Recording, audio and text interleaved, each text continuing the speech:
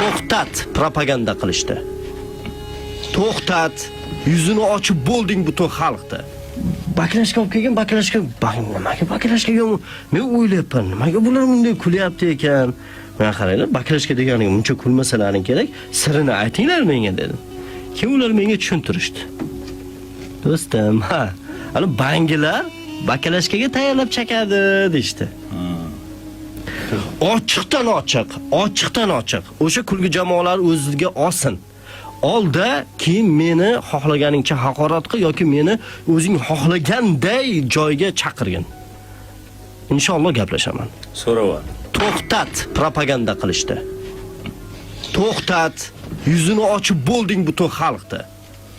Sendan ko'rib nimanidir tanqid qilib, sendan ko'rib ibrat olmaydi. 2 sekundda yo'q buzyapsan. Seni vallomating aytgan gapim bir tin. Qanday qilib 20 yilda bermagan tarbiyani 2 soatda 2 sekundda buzish mumkin. XXX videoni ko'r, 3-sekundda yo'q mazang qochib qoladi. Isbotlangan, psixologlar isbotlagan buni. Sen kimsan sen?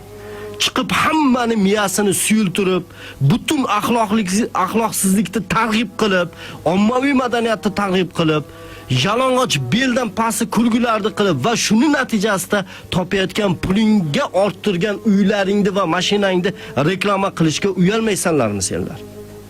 Va xalqimizga ham gap, qanday qilib shularni o'zlaringga ko'mir qilasizlar? Bular hali o'zlarini kim ekanligini bilmaydi-ku. Mana bitta ikkitasi boshiga urib qoldi, bekor qilib yurgan ekanmiz shuncha payt deb aytishyapti. Aytsa ikkinchisi aytayotganmish. U o'zlari aytayapti meni oldimga kelib. Domla dedi, ha, men dedi yigitlar bo'ldi shu paytgacha bachkanalik, faxshni targ'ib qilib kuldirib odamlarni noto'g'ri ish qilib yurgan ekanman.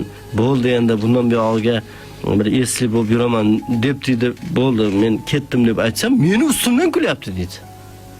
Sen o'g'ri qarib mulla bo'ladi deb. Yo'q, u ham mayli.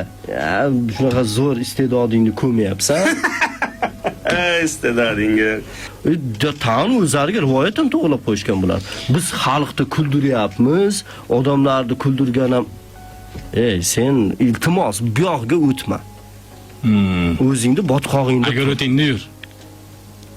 Mayli, shuni kasb qildingmi masxaravozlikda? Marhamat. Masxarovoz desam xafa bo'ladi. Boshqa kim yana? Masxarovoz so'zining ma'nosi masxara bo'ladigan jamiyatdagi yumor, satiraga asoslangan masxara bo'ladigan voqealarni kulgu orqali sahnaga chiqaruvchi odam. Asli sizlar masxarovoz emassizlar.